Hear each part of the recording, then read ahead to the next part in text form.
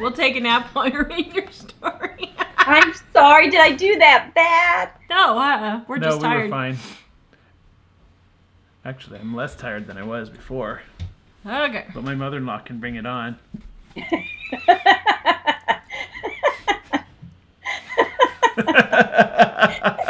And you get to listen to it 6 or 8 more times while you're editing Oh, it. yeah, that's right. But I listen to it at fast speed, so she goes, so at least I get a laugh out of it. That's the best torture of all, is he gets to listen to me 100 times. I love it. Okay. Well, now we're done talking about editing. Today Wait, hold on. At least so we can. That's all right. Today we're talking about Christmas. And just so everyone knows, we're taking a little break from Mom's story. Mom thinks no one is watching her story. Oh, you make me sound horrible. Everyone is watching your story and they love your story. Just They want a movie out of your story. They want a book out of your story. They want you to have your own YouTube channel so they can jettison us. Maybe we should start a commune and have the Living on a Dime commune, and they could just come visit us on certain, times of the year. Go ahead, real quick. The daughter's running the microwave briefly. Sorry, I forgot half of my breakfast. She forgot half her breakfast. So, what are we talking about today, Mom? Today, I want to start with talking about relaxing and having a little bit more stress-free and less chaotic Christmas. We will, on part of this, talk about decorating, a little bit of baking, presents, a whole general thing of saving time and money at Christmas towards the end of this video today. And again, I'm going to start with another story that I wrote quite a while ago. This isn't totally a true story, but I think most of these things have happened at some point between Tawra and I in our Christmases, over the years. But it's a story I wrote that I thought would be kind of fun that a lot of people might relate to. And the link will be in the description below if you want to go back and read it later. Yeah, it's because it's on the website, so they can go back and read it later. You know the old song, Christmas Eve will find me where the love light gleams. I'll be home for Christmas, if only in my dreams. Well, Christmas Eve will find me lounging on the couch by the fire, watching snowflakes falling gently outside my window while sipping my old-fashioned cocoa made with real milk heated on the stove, and munching gingerbread men I baked and decorated myself. As I sit here, my glance turns to the lovely tree piled high with gifts, and my joyful heart swells at how blessed I am. What a perfect Christmas setting surrounds me. Now, before you get the idea that I'm some sort of paragon of a woman enjoying the perfect Christmas Eve, not all seems like it really is. Let me explain. I'm on the couch only because that's where I collapsed in exhaustion. There isn't a bone in my body that isn't aching.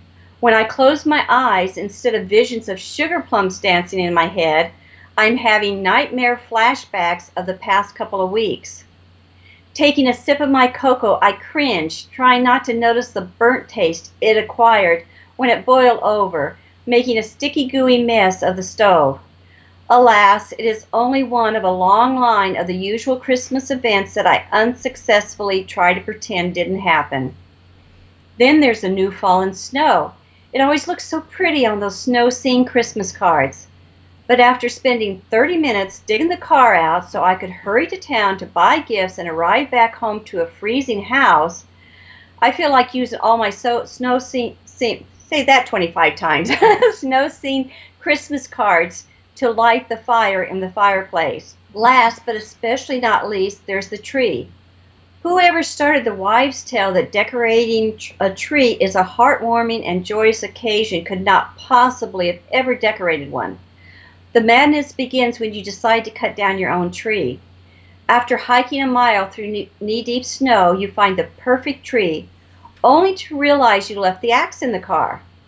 By the time you hike back to the car and then to the tree again, The kids are tired and begging to go home. You have now sung every Christmas carol ever written, and you're eating snowballs trying to quench your thirst because your thermos of cocoa got dumped in the back seat of the car when the kids were fighting over it. Freezing and frustrated, you hike back only to discover that your four-wheel drive is now snowed under, and the tow truck bill alone could have bought a tree for every room in your house. Once home, you find that beautiful, majestic piece of greenery, which looks so perfect, standing in the meadow of snow, doesn't look quite the same after you've had to chop it 4 times in order to get it to fit into your house. You wedge it into a tree stand. Forget trying to make it straight. You're just excited that it stays in the stand without falling over. It's amazing what you can do with baling wire and duct tape. You string your own popcorn. That's another story in and of itself. Singing more Christmas carols and hanging gingerbread men only to find later the tree laying prostrate on the floor, stripped naked, having fallen to the mercy of the dog who grins at you, revealing a mouthful of severed gingerbread men limbs and a string from the popcorn garland. Now you know why my heart swells with pride looking at my tree, because in our home, it takes more work to put up a Christmas tree than it did to build the Empire State Building. To say that I can relate to National Lampoon's Christmas Vacation is an understatement. And in some way or another, I think most of us can. In spite of that, each and every year, we once again try to find the perfect gift, the perfect tree, and make the perfect dinner, thinking this year we might just get it perfect. It's called hope.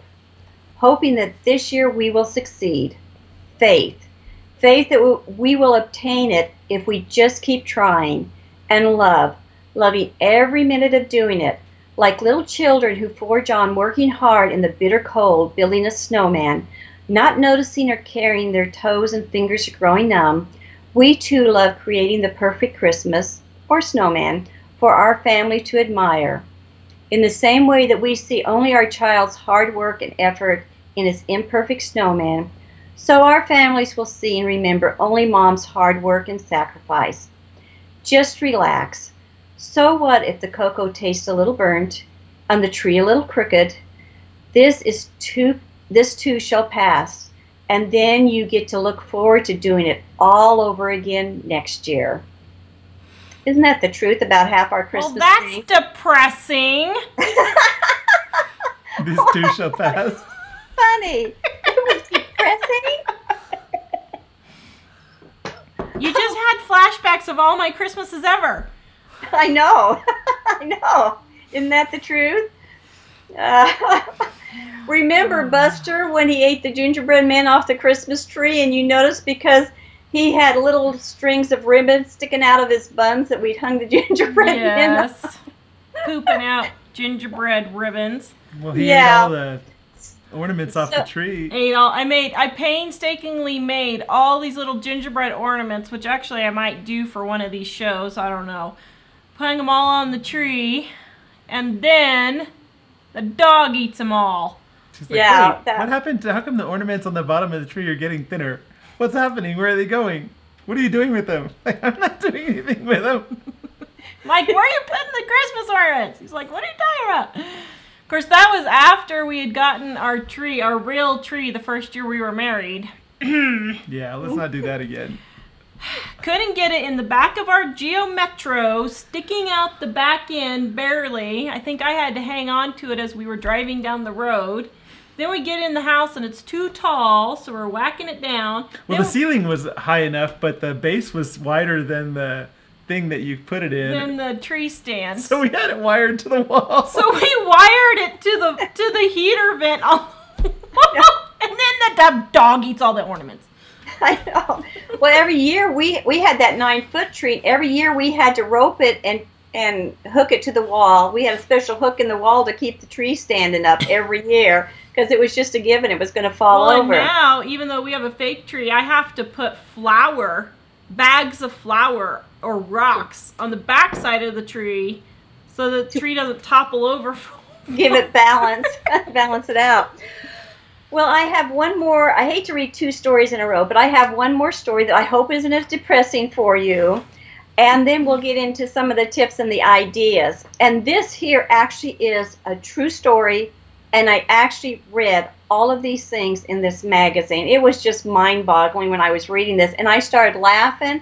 I couldn't stop laughing reading this magazine, this women's magazine. As Jack says, Mom, this is non-fiction. That means it really happened to me. Yeah, exactly. Exactly. At least he's paying attention in school, you know, now. After laying down my last women's magazine telling me how to be less stressed during the holidays, I'm even more confused and stressed than ever. On one page, I'm told to take time for myself and indulge in a lovely spa bath. That sounds great, but I can hardly find time for a shower on a slow day in June, let alone a spa bath the week before Christmas. As I turn the page, I'm told to give all my friends and family, excuse me, homemade ornaments to which I have lovingly glued 500 beads the size of a grain of sand to. Okay, I'll admit I'm not a rocket scientist, but I am baffled when I try to imagine how I could accomplish these two things, even if I didn't have an ever-growing list of Christmas tasks. Maybe I could lay in my spa bath, carefully gluing on beads to ornaments throughout the night and accomplish it. As I read on, there are articles telling me how not to gain weight at Christmas parties. Isn't that like telling a 3-year-old not to get dirty while making mud pies? But it gets better. Then they tell you to eat a meal before you go to the party. What? Is this some kind of a new diet where you lose weight by eating 2 meals in the evening instead of 1? If it is, then I'm all for it. I mean, really. Who eats 4 carrot sticks and 5 pieces of celery at home, then arrives at a party where they have pecan pie, 5 different types of fudge, 10 dozen cookies, and eggnog, and says, "Oh no, really, I couldn't eat a thing. I am so full." Excuse me, doesn't anybody live in the real world anymore?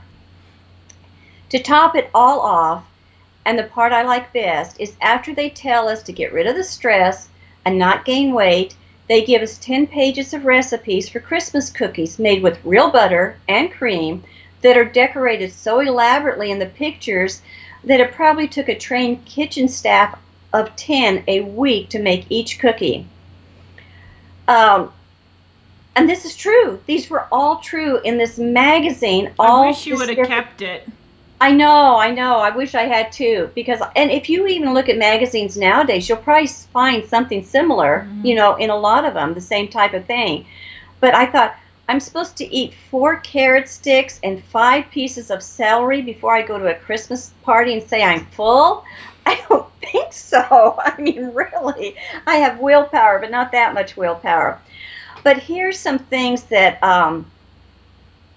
I want to sort of touch on a little bit to help us not have things so chaotic. We try to do way too much, and half the time, you know, our family doesn't even remember half of what we do.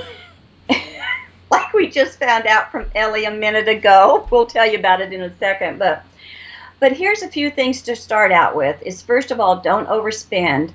And it was kind of like what Michael was talking on the other last video that we had. We buy these elaborate gifts for our kids, or we take them to these special concerts and things like that, and we think the kids we get upset then when the kids don't enjoy every moment. We overspend because we want to be a superhero to our kids, and we want to see them all excited, but they can feel all excited without us spending a whole lot of money. You buy them that $300 or $400 car that they're going to drive, a 4-year-old, that they're going to drive up and down the driveway maybe a week or two, and then they leave it out in the rain, and you get mad because they destroyed this expensive car and you're still paying this thing off.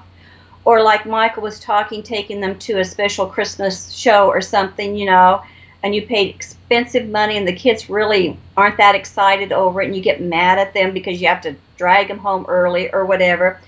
So you need to be careful on spending too much for the kids. I'm going to get into Christmas presents in a little bit and talk a touch more on that. Tara mentioned one time, she said, this shows you how much the kids really remember of these things. She said all what she remembers is Mom's red Jell-O salad. And that was the cheapest thing, easiest dish I made at Christmas. You know, I did all these elaborate fancy meals and dishes, and she remembers the red Jell-O salad. I remembered the underoos. And she remembers the underoos. I was Wonder Woman for a time in my life. You're still Wonder Woman. Oh, I was waiting for that. Woo, good save. You were Wonder Woman and David was Superman, and he still thinks he's Superman, and you still think you're Wonder Woman, huh? See, it just changed our whole lives. I was going to say, those were completely unforgettable gifts, and I didn't think I was going to get you out of those underoos for a week or more. You guys wanted to wear them every single day, no matter what. It was rough. But you just remembered the Jell-O salad. You remembered us reading the Christmas story before we opened our presents every year. Those were the things you popped into your mind the minute I asked you, what did you remember for Christmas? Now, what did Ellie remember for Christmas? So we just asked my daughter, what was your favorite memory of Christmas? And she said, the canned cinnamon rolls we got at the grocery store for Thanksgiving. Wait a minute. Your favorite memory of Christmas is the canned $1 cinnamon rolls we got at the store for Thanksgiving morning breakfast. Because we have, you know, little canned cinnamon rolls. My kids love those. Because, you know, their mother and grandmother is a world-famous cookbook author. On page 76 has the most delicious cinnamon rolls in the world. 450,000 copies sold or something. 400,000, I don't know. And she remembers the canned. But you know what's so funny about that is Grandma started doing that years ago when those silly canned cinnamon rolls came out. They were such a big deal not to make homemade. You could get them in a can. And she started fixing those all the time. You know, she'd have them every Sunday or for Christmas for special occasions. So then I did it. Well, look how many generations now, those silly canned cinnamon rolls. And I guess that's the point. We want to make these wonderful memories, and we think it needs to take a whole lot of money and expense and effort, you know, and stuff like that. And it's the simple little silly things that the kids remember. But we don't buy canned cinnamon rolls all the time. It's not something that they eat every single day. That's why it's special. Now, if you bought them like every Sunday morning to have before church, and that was your tradition to fix those before church, or like we do, we fix them for Christmas breakfast and Thanksgiving breakfast and Easter. But that's why it's special. Yeah. And if they have it every day, then it's not special any day, but they complain and get mad about it if it doesn't show up one day. And you know, that's a good point. People think they're depriving their kids by not allowing them, giving them everything and anything and just buying all the stuff that kids always want. You're really depriving them because you're not allowing them to have any special treats in their life. They have nothing to get excited over or to feel a thrill over. Kids don't have treats anymore. Nothing special to them. They don't have that joy of having something special and a special treat. I know a gal, every single time she would go grocery shopping or go to the store, every time she would buy her kid a $20 toy and whatever candy he wanted. A spoiled brat, because she bought him everything she wanted. For our kids, we do not buy them any toys during the year at all, except for their birthdays and Christmas. We don't buy them anything. Yeah. And so it makes every... Sorry. Go ahead, Michael. I've already said this sort of, but if you do buy them something all the time, then not only do they not really appreciate it, but they get mad, the sense that I deserve this if you don't give it to them. And also, it's kind of like... Isn't that like the mentality of all Americans now? I was just going to say, and we wonder why all the American kids have that idea. Well, and I was going to say the same thing about things like adults with fancy coffee drinks. You know, if you have a coffee and it's got chocolate and whipped cream and all this stuff, and it's so amazing and wonderful, but if you have it every single day, then the one day it's just going to be the thing you do. You're going to gain a lot of weight, and you're not going to understand why, and you're going to have no money in the bank account. and it's really not special to you anymore. But like Yeah. Emily was talking the other day about how when she eats, she's vegan. So when she eats like chickpeas and something else all the time, just plain stuff, and then she eats something pretty exciting, the exciting thing is a lot more exciting. Uh-huh. Exactly. Yeah. And I think that's why I enjoy presents so much. I mean, anybody gives me any kind of a gift, I'm just over the moon, because I don't go to the store and think, oh, I need some lotion, so I'm just going to go buy me lotion, or I need bubble bath, I'm just going to buy whatever. I don't buy myself anything ever. So when I get a gift, I really love getting gifts. And we've just become numb and stale, with everything, because we just get ourselves so much and our kids so much all the time. So another thing to keep the chaos down a little bit under control is do just a few things well. Don't try to do, for example, I will take and just do 3 cookies and candies each year is all that I do. I used to do like 10 different kinds of cookies, 6 or 7 different kind of candies, and I make up these huge trays to take to all the neighbors, and I killed myself. And I didn't do any of them. I'd burn stuff, I would goof on stuff, and then I'd get mad and discouraged and frustrated. And finally, I do 2 cookies now. I do gingerbread men and creamless, and that's all I do for Christmas cookies. I know how to do them now. I do them really well. I can do them fast and easy. And also, I keep the ingredients down to a minimum, not very many, not a whole lot, not expensive ingredients. You can, maybe I'll touch on that in just a minute now that I think about it. Let me say something about that, though.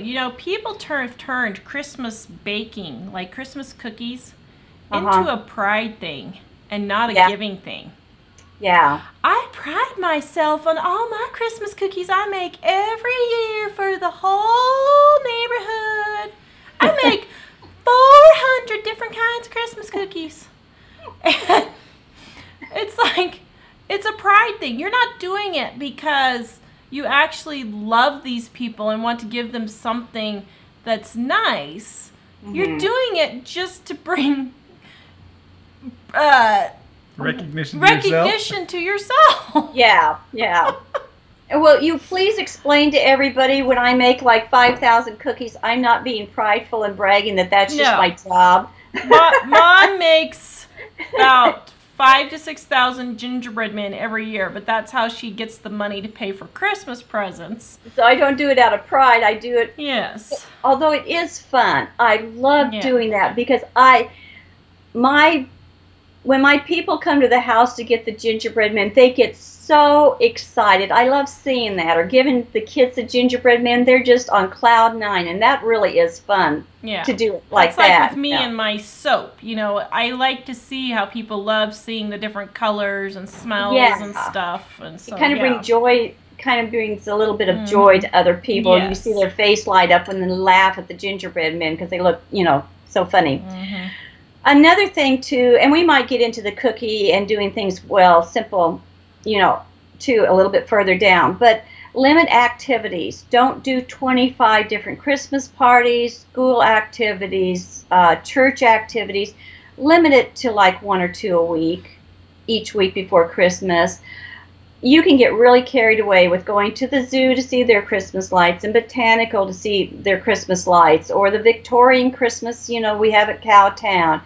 They're all fun and great, but the kids get tired, you get exhausted, and you think that's going to bring lots of memories to them. But Ellie didn't mention seeing any of those things. She mentioned the cinnamon rolls, and you mentioned the red single year, and all she wants is cinnamon rolls. Yeah, and you mentioned the red. That's it. I quit.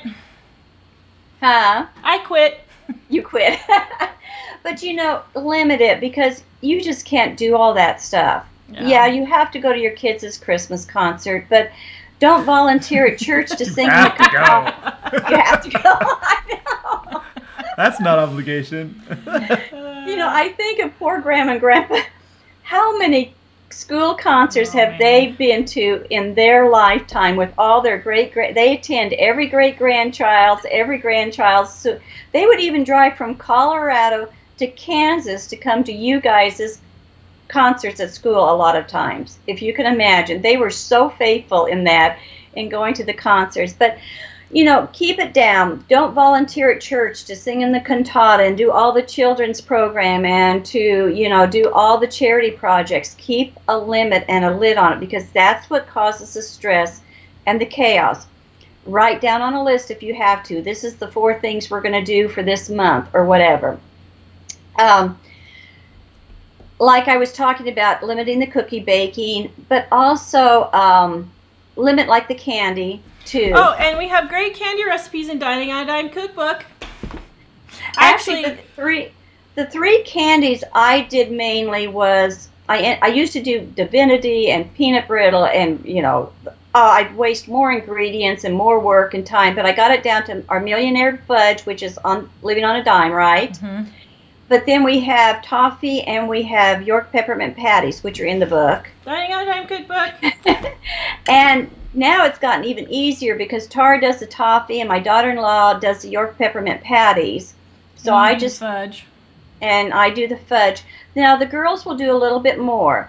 They take, like Shayla will do the pretzels dipped in chocolate, and they like to do extra because they're younger and they got more energy.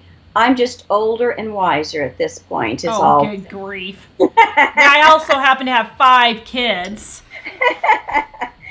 But anyway, keep the baking down to a limit as much as you can. And everything doesn't have to be homemade, like we were talking with the cinnamon rolls. We take, for our Christmas dinner, I would bake bread and homemade rolls all year long. Well, what a treat was for our Christmas dinner was we would have crescent rolls and sometimes the Hawaiian bread or the Hawaiian buns. We'd have either. They're not homemade, but we were so excited because that was a treat, like we mentioned, for us. Oh, and the pies. I love baking pies, and I would bake like 3 pies every Christmas. Well, Which, by the way, we have the best pie crust. If you want the very best pie crust, livingonadime.com, Dining on a Dime. Your pie crust is actually good. I know this is prideful, and I don't want to brag, but it is a good pie crust. Usually I hate pie crust, but I eat yours. Like it either. I absolutely hate pie crust, but I eat yours. You can tell a good pie crust because when people take their plates to the sink and they've just eaten the gook out the center and there sits the pie crust, nobody ever leaves that on the plate when we do our pies. The pie crust and everything's always gone. So I loved baking pies, but Tara and David got married, and it was like I kept baking pies. Nobody ate them. Michael doesn't like pecan. He didn't like pumpkin. He liked apple, so I do an apple. My David didn't like pecan. He didn't like pie, period. None of the grandkids would touch a pie with a 10-foot pole. They thought it was like something from outer space. No. And I kept making 3 pies, and Shayla, Tara, and I would have one little sliver of pie every Christmas, and this is what we had left. So one year, Shayla bought Edward's chocolate pie with the chocolate like ice cream. Yeah, see, Michael's even. She bought this silly. He's salivating right now. Yes, this silly Edward's chocolate pie. She set it out. That thing was gone almost before we ate the meal. It was just like vultures swooping down on it and attacking it. Every crumb was gone. It disappeared. I'm looking at this thinking, and I spent a whole morning making dumb pies, and this is what happened. So I could have been offended, but instead, inside, deep down, I was cheering and saying, yes, now I could just go buy. So I went and I now buy, I have a coupon, and it goes on sale. I think last year I hauled it back to Colorado. I buy Edward's pies now and forget the homemade pies. Well, but I have missed the apple pies for about 7 years now. I don't remember having one recently, but those apple pies were super delicious. Well, I'm making one for the show in a couple of weeks. So here's the funny what? What did you say? I didn't hear it. Well, you want your mother-in-law to make it for you, Michael? I make a delicious pie. Have I had your apple pie? Yes. She does. And you ate the whole thing. thing. Okay, I must have liked it. How do you think you got this lovely figure? Yeah, thanks for that one. I have to tell you, she does make a mean apple pie. She really does. She really does. Well, I was going to say what's so dumb about the whole thing is I make all this food for the shows. Mm-hmm. And our friend Heidi, who watches her and her kids watch the show all the time, and she said, oh, the kids are just like, oh, Mom, make that. Oh, that looks so good, Mom. And I said, well, I'll bring it over to you because nobody in my family eats it. I eat a lot of it. Isn't that the truth? I made popcorn balls and I threw them all away because nobody ate them. But people don't realize we have a lot of picky eaters in our family. And, I mean, not just picky because they're gluten-free or veggie-free or any of these frees. I mean, they're just picky eaters. Mm. And so it's hard for us to fix a lot. But we will have an apple pie for you this year for Christmas, Michael. Yay. That's on the list. Yay. I do like the chocolate ones, too, but you know, that's what happens. You can adapt and change. There's nothing wrong with not making homemade. Just because Grandma has made the same fruitcake for the past 20 years doesn't mean you have to make it. Oh, wait a minute. We're doing fruitcake tomorrow. And I think Tara's about the only one in the family that eats fruitcake. Oh, I love fruitcake. I don't know of anybody else that eats it in the family. So I know. What am I going to do with all these fruitcakes that I make tomorrow? That's what I'm wondering. I know. Well, give them to other people as gifts. I was going to say, I hope Heidi's watching. Might get them back in a few years. Did you hear Mike? What? I said give them to other people as gifts. You might get them back in a few years. See, they'll be fully seasoned by then. And they'll be really seasoned. They'll have little stickers on them with all the places they've been. That's funny. Oh, that's too funny. Sorry, we got you off. So maybe I'll try it this year. Yeah, whatever. You're not going to touch it. What I'm going to do, we've done a couple of practical things, but I'm going to really get down to nitty-gritty, literally Christmas tips and ideas. And this, again, is on the website. It's 25 ideas how to make your Christmas easier. This will cover everything from decorating to cooking to presents, and I'm going to be jumping back and forth. So, because there's no real order here. So I'm going to be just all over the page on this. So forgive me if I jump from eating something to decorating something. But first of all, I'm going to give ideas of how to do a lot of things that don't cost a whole lot of money. And one of them is to take your cookie cutters, your Christmas cookie cutters, like that's a stocking or a star or a Christmas tree, and take some scraps of fabric and trace around them. Cut them out, and you can put them on a ribbon or a string and make garlands out of these if you have a country, look for your Christmas. You can also download stuff now on the internet, too, with different shapes that you can trace that uses templates to trace, and just use little pieces of scraps of fabric. String popcorn for garland. I did this like twice in my life. To me, it wasn't an easy Christmas, but it's inexpensive. What would happen with us is we would be stringing it and Dave would be eating it on the other end. He ate all the popcorn before we could get it strung. But one tip, if you do string popcorn for a garland, let it set for a couple of days and get really stale. Because if you do fresh popcorn, when you put the needle through, if it's crisp, it'll crackle and break apart. So let the popcorn get stale. So hide it in your underwear drawer so the kids don't eat it. Yes, hide it in your underwear drawer so they won't eat it. Another thing for an inexpensive, all this stuff, you don't have to pay a lot of money for Christmas decorations. And another thing too, let me step back here. On doing things well, when we were talking about just do a few things and do it well, that goes with decorating. Stick to one room, maybe decorate just one room. Don't kill yourself trying to do the whole house from top to bottom. Do just maybe one room. Or take, if you want to, put one or two little Christmas knickknacks in each room to keep it simple.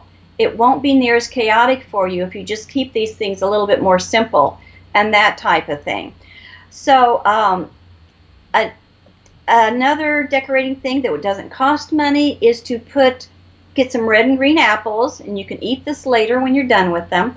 Get some red and green apples and put some vegetable oil, either the liquid or Crisco, on a rag and rub it on the apples, and then take a cloth and polish them, and it shines them, makes them look almost artificial and very shiny and pretty. And stick them in the bowl with a little bit of greenery, little tiny twigs of greenery, something like that. I also made these little dudes, and they would be so cute stuck in a bowl of apples. I don't know, can you see those okay? Michael's looking at, what did she do now? I saw these on Pinterest, but they didn't cost me. I'm looking cross-eyed at them, I'm afraid. But they, now that would be cute. No, I wasn't looking bad. They are cute. Yeah, you just stick them in the apple, but in the bowl of apples, you know, to have a couple of them to add a little different dimension to the bowl of apples. You could also stick them on a package, you know, wrap the package up with white tissue paper, put a rivet on, and slide this down there. But, whoops, I got glue on there still. But I had these pom-poms just in my craft bag, you know, and the little googly eyes and the twigs for free, and got them out of the backyard. So you can look around and do little things like this, you know, that's really easy. I see him laughing. You can take a picture you have on the wall and wrap it in Christmas wrapping paper with a big bow on it, and then hang it back on the wall, and that would be a cute decoration to do. We do for wrapping, okay, we use gift bags and wrapping paper, a little bit of everything, but we usually don't buy gift bags brand new. I go to the thrift store and I can buy a package of about 8 to 10, maybe more, for about 75 cents at the thrift store. I really get them at garage sales.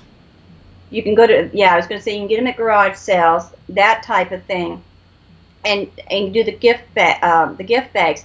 Now, make this fun. In our family, we take on the gift bags and we reuse them every year. I have a couple of bags that every year I grab after Tara opens her bag, and I put her gift in it again for another year.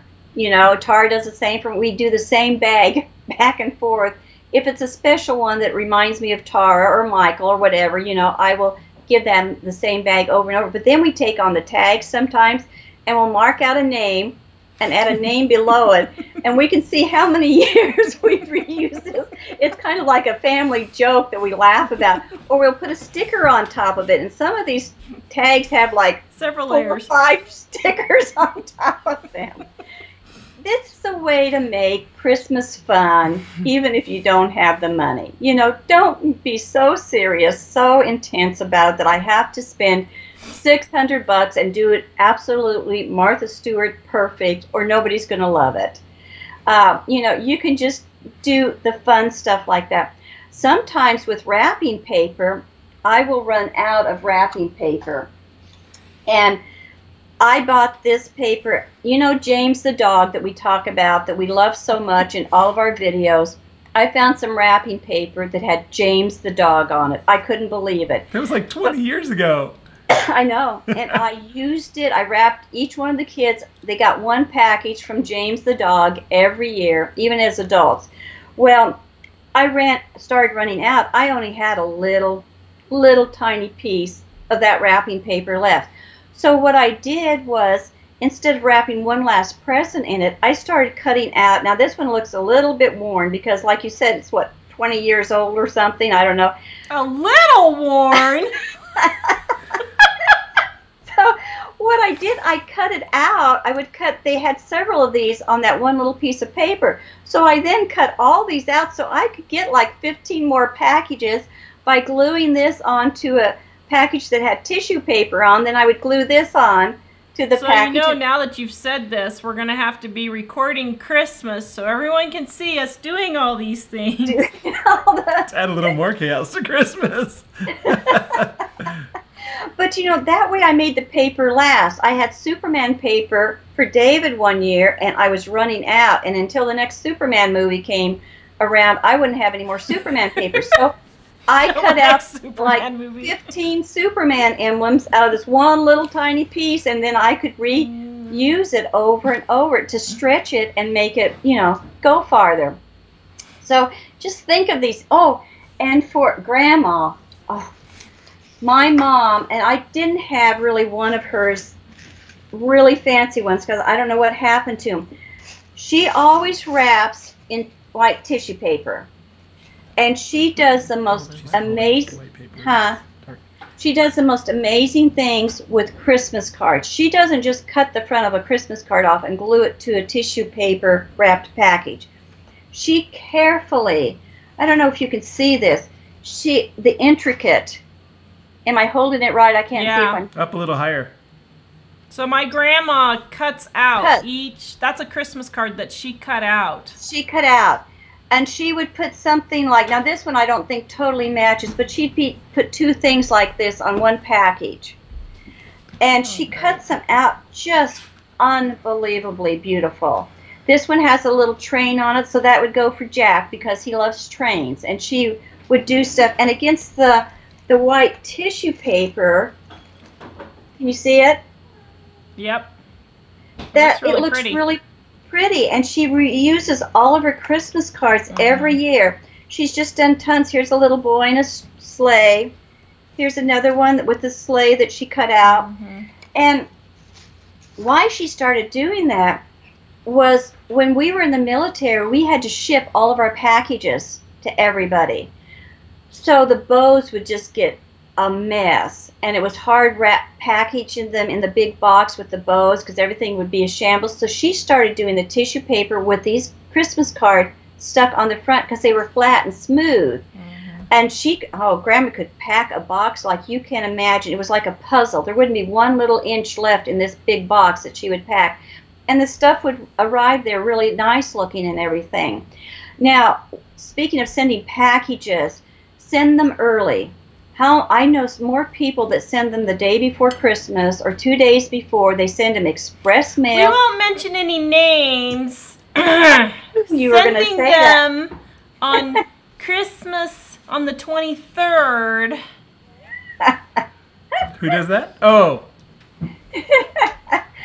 But it you mean costs names? more. You mean, are you referring to those cards too? Yes, I'm referring to the cards too. But you know, you can pay more for the package to send it than the Christmas gifts. So don't wait until the very last minute. So send your packages early, and when you're buying gifts, think, if you're going to have to mail these, think carefully. Don't buy fragile. Don't buy heavy, and don't buy large if you're going to mail things, because these all are very expensive. Don't mail a fruitcake. Because it's so heavy and nasty. It is good, though. It is. No, now, I have to say, I don't like fruitcake, but Tara is right. Her fruitcakes, they are really, really good. Thank you. Yes. Thank you. Thank you. But one thing I was going to say about that was, a good rule of thumb is if you have packages to ship, like to wherever, have that done in November. At least have them all wrapped and packaged in the box, and then the first or second week of December you can mail them. You know, I get you don't want to mail them in November, but that's another thing off your list. Get it done. You have to have it done early anyway, so just get it done. And we haven't mentioned that, but you're right.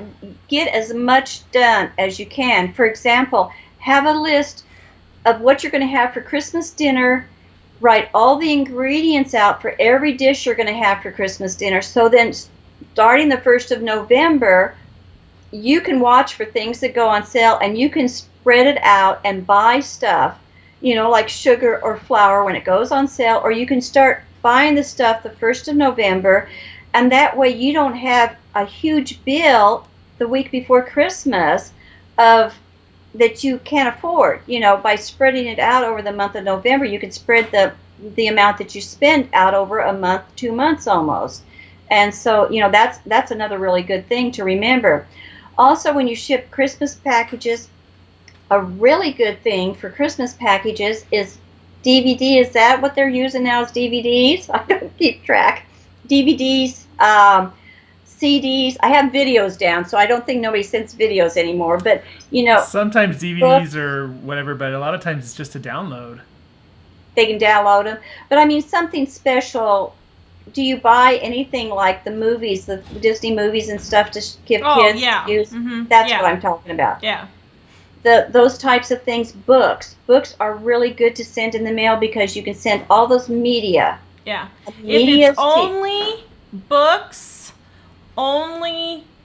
DVDs, CDs. Books, movies, or music. Books, movies, or music. Very good. But it has to be only that in the package. Yes, you can't put anything else in the package. But the shipping is almost half. Yeah. But you can't send it 2 days ahead of time for media mail. No, you have to send it. You need to send it at least close to the first week of November if you want them to get there. December? Yeah.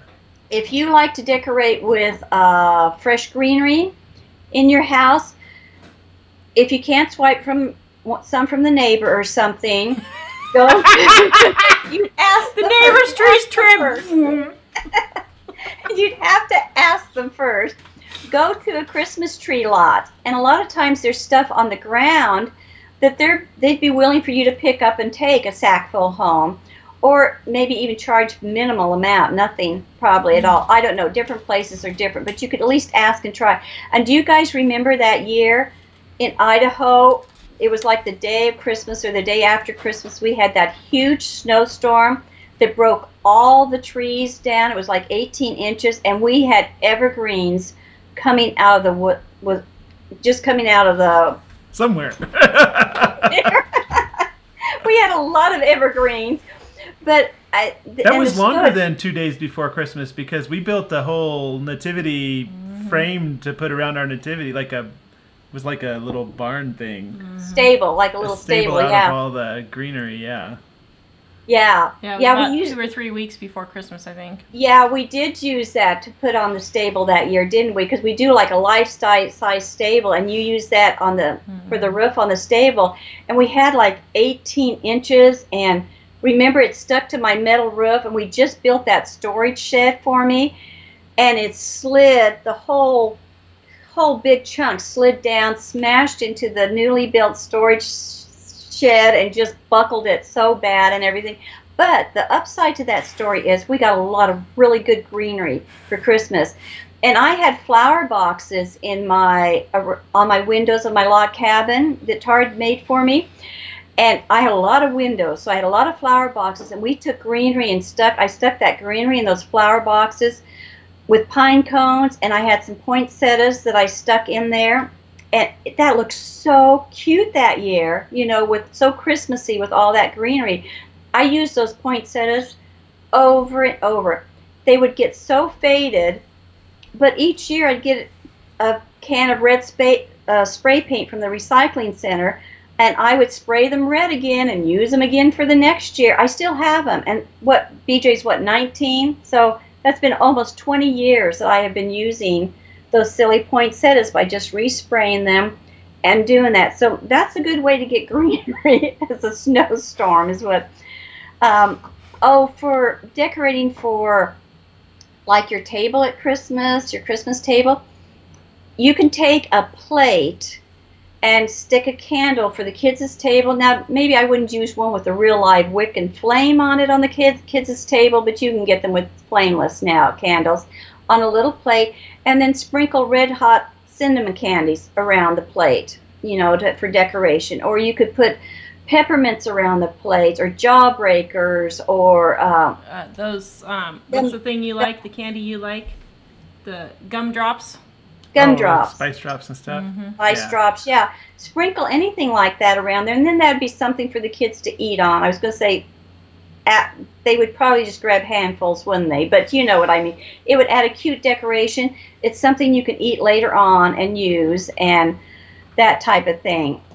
Oh, you can do inexpensive traditions that don't cost money. We dress up every year for Christmas. We don't dress up quite as fancy now, but we still do dress up quite a bit. The ladies would wear hose. We do wear pants sometimes, or dresses. The girls, a couple years, the girls have we wore long. It makes you sound like normal people celebrate It makes you sound like normal people celebrate Christmas in their underwear. No, we wouldn't just wear jeans and a t-shirt. We would wear a nice dress or skirt Yes. or a nice black pair of pants with a nice shirt or something. Yeah, and we try to dress up really nice every year. And with Because a little corkscrew Santa hat. because we celebrate our Christmas on Christmas Eve. We Uh-huh. do almost everything on Christmas Eve. Yeah, we Yeah. do. Yeah. Evening. And we're celebrating Jesus' birthday. We want it to be special. Christmas isn't just another dinner, another Friday night dinner. You know, it's a special occasion. And we tend to not have special occasions very much, or don't, dress up for things very much. And it teaches the kids, it teaches the little girls to sit with their knees together. It teaches the guys to be a little more, you have a different feeling when you dress up like that. And that doesn't mean we're not casual. And in the next video, I'll talk about how uncasual we can get on Christmas Eve type of thing. But it does add another dimension of a little bit by dressing up like that. But that's something that doesn't cost anything. You can dress up and it doesn't cost anything. Christmas trees. If you want a real tree and you don't have to have it up right away, wait until after December 15th because they usually go on sale for half price. I didn't for years and years have a Christmas tree skirt. All what I used was a white sheet around the base of my tree. I loved using a white sheet because the packages, when you set them on the white sheet, pop more. You can see them better. The pretty colors of the packages show up really nice against the white sheet it's just a white flat sheet I get out of the linen closet. You don't have to pay for a tree skirt. Also, another thing I do with my Christmas tree to make it look more impressive, if you can't afford a real expensive big tree, usually the bigger the tree, the more expensive. And if you have a smaller tree, put it on a box. I usually put it on a box about, 15, maybe 18 inches tall. And I set that tree up on a box, and then I put my white sheet around it for the tree skirt that covers up the box or the base of the tree. I like doing that too, besides it being impressive and making the tree look bigger, because you're adding like 15, 18 inches to the tree automatically, and it looks like it's a really big tree. But I like doing that because then I can set the packages underneath the tree easily. You can see more of the packages, so the packages turn into a decoration for the room instead of being stuffed underneath the tree and you can't hardly see them. The whole section with the tree is just like one big, huge decorating thing. It's easier. It saves space because usually people can't get the packages under the tree. They're setting them out away from the lower branches, so it goes into the room farther. And if you have a lot of packages, that can take up floor space. So by stuffing, setting the tree up, I can put the packages further back underneath the tree, and it's easier to get them out when we're ready to open them, and that type of thing. The other thing on a tree is don't buy expensive tree extender. Do you want to cover that one, Tara? Why we don't have to buy tree extender? They don't work. But you No, said what works is you have to make sure that you keep your water filled. It's not the tree extender that actually extends the life that much. It does vary slightly, but it's not worth the price of the extender. And what happens mostly is people just do not keep their trees watered every single day. You have to make sure that water is full if you're getting a fresh tree, which is why I don't get a fresh tree because I don't want to mess with it. But you'll water all your plants, tree. but not a fresh tree. Yeah, I have all kinds of plants, but I hate a fresh Christmas tree. Ugh, drives me crazy, all the mess. But yeah. I think you also said that you had to make sure it stayed water, that the cut part stayed under the water. Otherwise, it'll seal off and won't absorb the water too. Didn't you say that thing? Yeah. So you got to be careful with the fresh tree. And if you do it right, it won't dry out and die on you if you do it right. Now, if you I don't suggest using candles on a fresh tree. I don't suggest using candles in the home if you have children or clumsy husbands. I'm not looking at you, Michael. I'm not looking at you at all. I'm the klutz in our family. Or daughter. I was going to say daughter. Usually it would be my daughter knocking the candles around. Now, if you have Christmas ornaments that are half dead, I mean, they are scraped and worn and outdated and look ugly, you don't have to get rid of them and start over. Or if you're moving, you've always done a country Christmas, and now you're going into a house that's more modern, and you want more of a modern look, and your country Christmas tree wouldn't fit in there. Take those old ornaments and get a can of either white, gold, silver, copper spray paint for 99 cents. I actually go to the recycling center and pick up my cans of paint for free there, so it costs me nothing. And spray paint all of these. You can spray paint the artificial flowers, the ornaments. You can spray paint it all. Even little statues and things, you can just spray paint them white, silver, gold, whatever, and have a whole completely different look, you know, for your house. Spray paint the garland. Don't worry if it's plastic. It's not like you're going to be, you know, having it outside or doing anything like that. So just get that can of spray paint and go for it. And look at the thrift stores and garage sales. You know, I decided to completely change my whole Christmas tree, what was it, 2 years ago, to a candy cane theme. Mm-hmm. And I was able to redo the whole tree. I think it was $10. And we're going to show how to I'm going to show how to professionally decorate a Christmas tree this year. So we get to put our tree up in November early. But, oh yeah, we got to do that in like 2 weeks. I love finding these things out when we're actually on. Yeah, can you add that to your to-do list real quick here? No, it's but number 747 on your to-do list. Yes. But so Mom found a bunch at the thrift store. I found a bunch of ornaments at the thrift store that were all candy cane themed. And then after Christmas, we found a bunch 90% off, so they were like 10 cents. Yeah, and I got my whole entire tree professionally done for about $10. Mm-hmm. And so $10 is what people will spend on a coffee now. They'll spend it on one ornament. I know. And so it's really simple. Although I do have to admit, I have a little bit of envy in my heart. I feel it when I go to Hobby Lobby. And I just think, oh man, I just wish I could change all my ornaments every year. Oh no.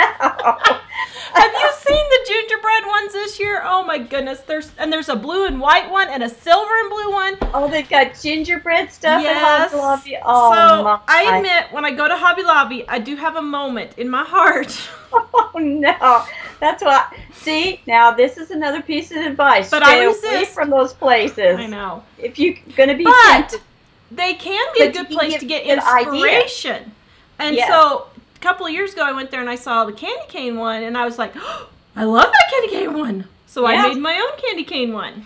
If you can have control, go there and get your good ideas, and then go home and think, how can I make this at home myself? Yes. Now, talking about Christmas tree decorations, here's a good tip. After Christmas, buy it when things go on sale for almost nothing.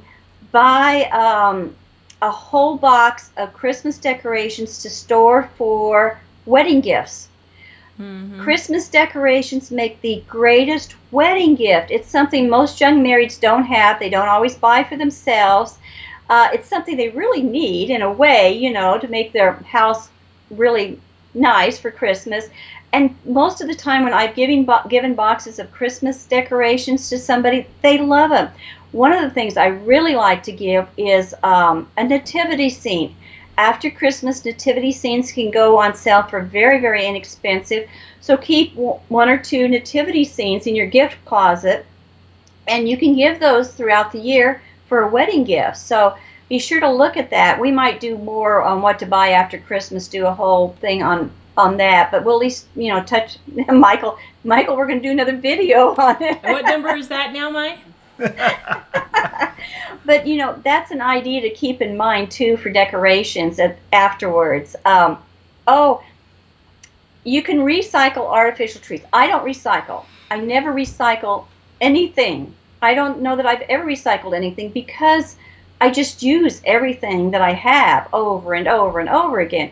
But we had a couple of ugly old trees Dad took the branches off of them, and you have to use a vice grip. You have to have somebody with strength to do this. But he bended and took these little ugly old trees, bended the branches in such a way, and made me a huge, huge Christmas wreath. What was that thing, about 4 foot? It had to be at least, it was at least 4 feet across. Yeah, 4 or 5 feet across. So you're saying from plastic Christmas trees? From an artificial Christmas tree. He bent that and made this most beautiful wreath. The thing would have been at least $150. He was good for something. Yes, he was. Good at making wreaths. This thing was, I'm sure it was at least $150 wreath. You know, and we made it out of 2 dead artificial trees that he'd gotten at the DAV for like 45 cents or 75 cents. So, you know, you can think, these are things to think of. Now, one last thing, and that is if you send out huge amounts of Christmas cards. A lot of people don't do that quite so much now, but if you still send out the Christmas cards, a couple of things. You can buy really nice boxes of cards after Christmas. You know, you can stock up because they go on sale, but it's too late now because we don't have the after Christmas sale, and you need something between now and Christmas. So the thrift store, has a lot of crisp pack boxes of crisp. They're in the box still. And garage sales too. Yeah, well, we don't have any garage sales quite as much now either. No, but I found one time in July. Here's my trick. I found like 150 or 200 Christmas cards for $1, and I used those cards for like 20 years. I'm just now down to like the last 2 cards out of that box. So look at garage sales and stuff. This is where we're saying you have to do this all year. In July, if I find Christmas cards and I know I need some, I pick them up for the quarter. Yeah, but if you need some right now, is what I was thinking, you can still go to the thrift store, and they're putting out huge bags of, you know, this for like $1 or less of these Christmas cards. Another thing is get postcards. Get Christmas postcards instead of Christmas cards, because you'll save a whole lot on the postage. It's much cheaper to send a postcard than it is to send a Christmas card. And so that'll really help. And if you want to get really personal, send an email. You just had to put that in there. I was waiting for one of you to say something about that. I couldn't resist. Now, I think what we'll do, we'll go ahead and stop here, and then next time I'm going to hit details of specific Christmas presents, of what to give to teenagers and guys, and how to save money on all those details on that. Will that work for you guys? Like the bag of $50 of pennies I gave Mike one year? Exactly like that. So. All right. Well, thank you guys. We wish you, should we all sing We Wish You a Merry Christmas? We wish you a Merry Christmas. We wish you a Merry Christmas. We gotta get together here, guys. Yeah, Merry Christmas. All right. Visit us at livingonadime.com. Please like, share, comment. We appreciate it all because it helps us grow our business. All the stuff we talked about will be in the description below if Mike can remember what we talked about. As he's hearing Mom go blah, blah, blah, blah, blah, when he's editing. But visit us at livingonadime.com, please. And we also have 25 of the best easy Christmas candies. So as you're simplifying your Christmas candies, we have 25. 25 to pick from. 25 Actually, to pick from. We have 25 tips and recipes. Actually, I think there's only it's about all recipes, I think. No, it's only about 10 or 15 actual recipes, I think. Because yeah, we didn't want to overwhelm too much. But anyway, visit us at livingonadime.com. Thank you. Bye. Bye.